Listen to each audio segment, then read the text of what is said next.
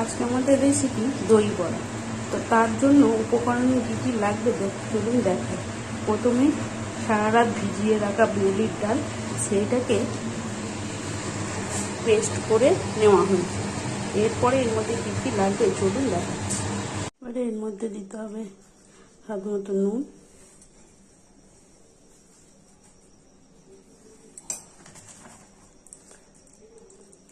কয়েকটা গোটা জিরে এবং কয়েকটা মৌরি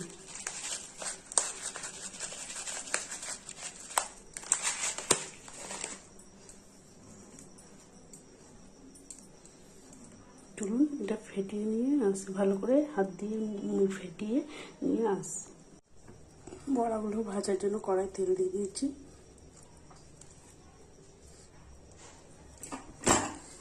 এবার এখান থেকে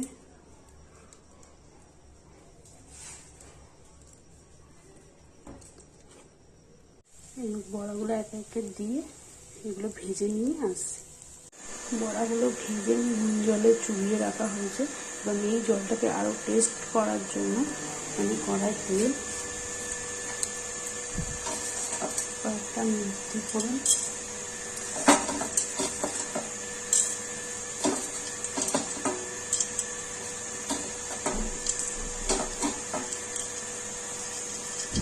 কয়েকটা সরষের দানা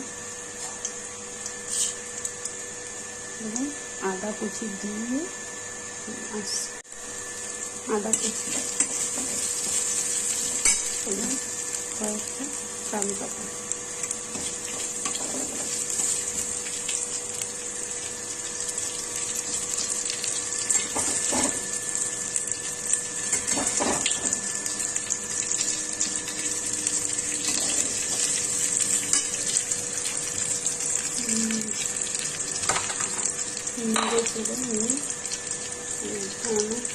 জল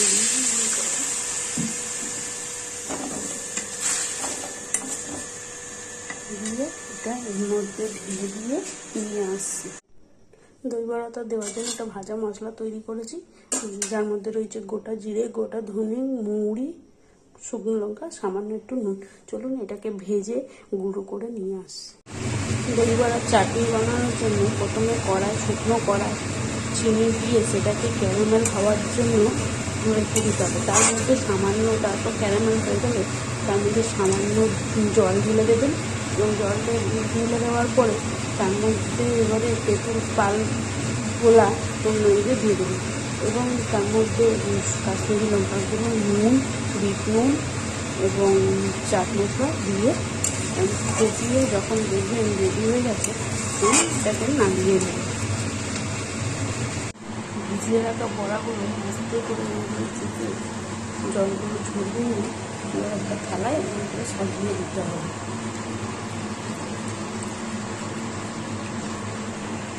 চলুন এগুলো সাজিয়ে নিয়ে আসছি।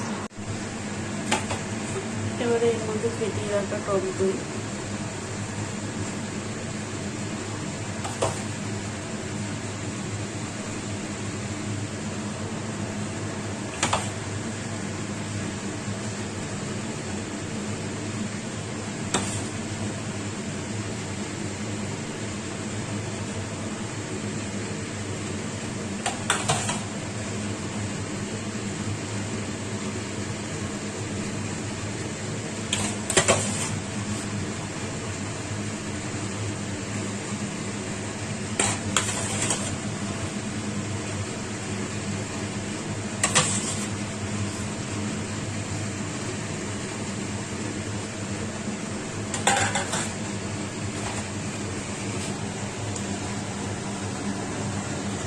যে তেঁতুলের চাটনিটা করেছিলাম সেই তেঁতুলের চাটনি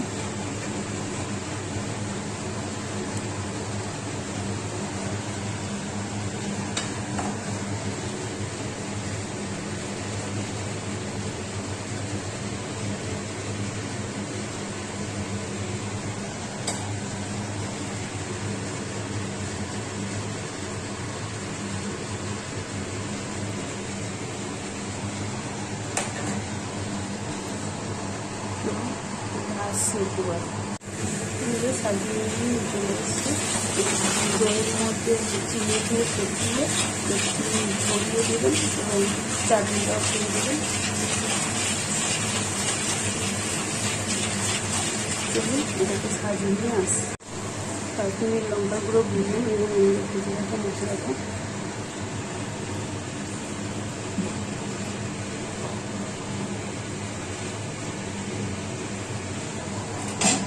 উপর থেকে ধনে পাতা